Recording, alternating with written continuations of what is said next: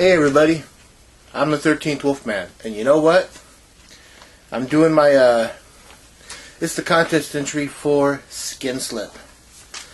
The guy has a really cool idea. It's a scavenger hunt. You know, basically, you dig through your collection to answer 10 questions.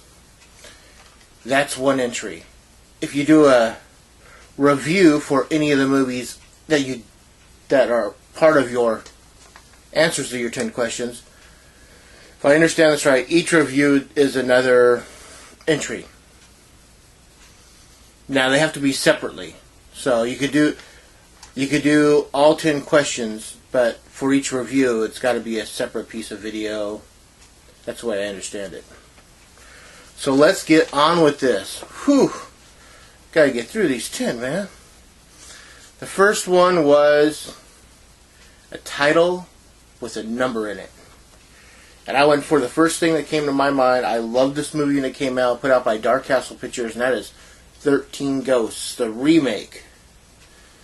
This says Matthew Lillard, Tony, God, I can't even think of his name right now. Shannon Elizabeth. It's just a great movie. I love this movie. I haven't watched it in a while, but I do love it. This is another one of those movies I need to upgrade to blue. So, 13 Ghosts. Next is a movie with a color in the title. You know, The Mask of Red Death, The Green Inferno. Mine was the Italian classic Blood and Black Lace. Now, I know it's got black in it, but I wonder if blood technically could be considered a color. I don't know.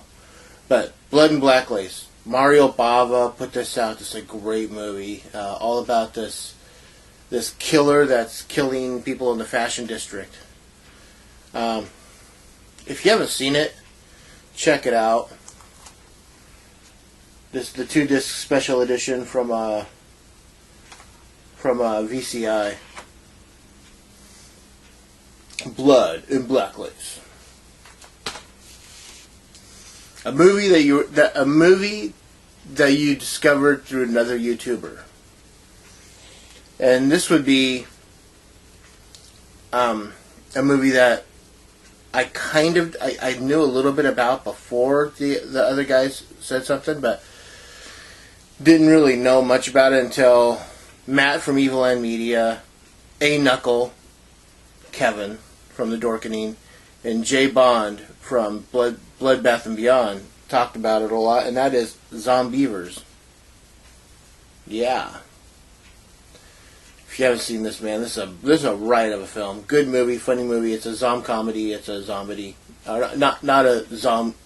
It's a horror comedy. What am I talking about? It's a horror comedy. It's got Cortney in it. Really nice lady to talk to. Interviewed her about this movie, and this is just a good time. Movie with a killer vehicle in it.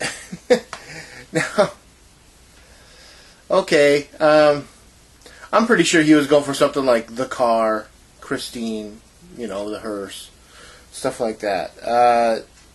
This is going to be one of those really weird titles that probably no one has heard of.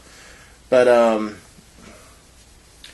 in a world where gasoline is like $10 a gallon or something like that, a guy invents a car that runs off of something even that there's even more of than gasoline, and that is blood. The movie is Blood Car. So I'm not sure if this qualifies because the car does run off of blood, but it's the guy that needs to put them in. If this doesn't qualify, Skinslip, tell me. But it's a really, really interesting movie. I picked this up years ago when Hollywood Video went out of business. So Blood Car. Next was, how do you word it?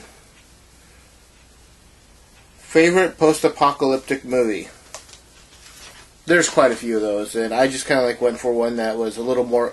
Again, a lot of my answers are going to be a little more obscure than others. I picked up Carriers with Chris Pine, Emily Van Camp, Piper Perabo, blah, blah, Lou Taylor Pucci. If you haven't, another movie you haven't seen is really cool. It's like they're trying. There's two brothers, Chris Pine and Lou Taylor Pucci, and they're trying to get to, I think it's Turtle Beach, South Carolina, if I remember right. They're surfers, and they want to go there. That's where they think that they'll be safe. There's an outbreak, and they're driving around with like those paper masks on you use for like woodworking and stuff like that, and make sure they don't get infected or anything. But to me, it's very post-apocalyptic. It's just so barren. They only come across people every now and then. So, Carriers. Next is favorite slasher movie without a sequel or franchise, and that is The Hills Run Red. Yep. Don't know what to say, man. I'm surprised that this movie never got a sequel. This is one of those movies that deserves a sequel. Doesn't need to have a franchise, but it definitely needs to have a sequel. I like this so much. It has a God, the guy that played the sheriff. Why am I blanking today? It has William Sadler in it. If you haven't seen it, I'm pretty sure most people have. I mean, this is one of those movies that's available all the time. It seems like it comes up for sale around Halloween every year. So, The Hills Run Red.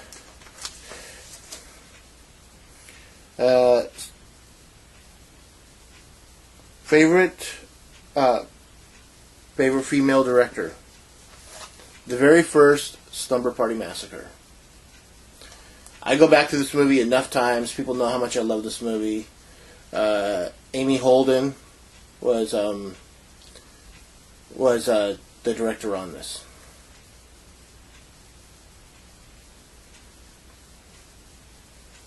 Just love it. And a movie so bad that it's good. Some people might disagree with me on this answer, and it's I like the movie, but there's a couple of things that I don't know. I think it could have been better, and that's Trailer Park of Terror. This was one of those questions that was part of the thing where I was like, oh my god, I had to really look through my collection, because everything that I get, stuff I really like. I try not to get clunkers, Not saying I don't, but I try not to. My collection is basically stuff that I just love, And, I mean, there are some new things, but it's just, I don't know. So there you go, Trailer Park of Terror. A movie where I like the music more than the film. Now, don't jump on me about this. I love the movie, but I love the music a lot better. The movie's a very good movie. I remember seeing it in theaters when it came out, but it was the Killer Rock soundtrack. And they don't do soundtracks like this anymore, Blue Oyster Cult, Sammy Hagar, the movie is heavy metal. Yeah. I do like the movie. I do love the movie, don't get me wrong, But I honestly just truly love the music. This is one of those movies where you definitely have to have the soundtrack for. So. And last but not least, a film undervalued or underseen, and that is the 1960s Vampire Lovers with Ingrid Pitt. I don't know. I'm a Hammer horror lover. I'm an old school horror kind of guy. So I like the Universal monsters. I love the Hammer films, and to be honest, I just don't hear anyone talk about this. So this is number 10. This is the one I think doesn't get seen enough, and that's Vampire Lovers. And that's it. That's my 10. I hope this qualifies for your Skinslip. You know, tell me what you think. I'll do a review for him, but just want to hear what you have to say. With that, I'm the 13th Wolfman. Guess what, baby? I'm on the prowl.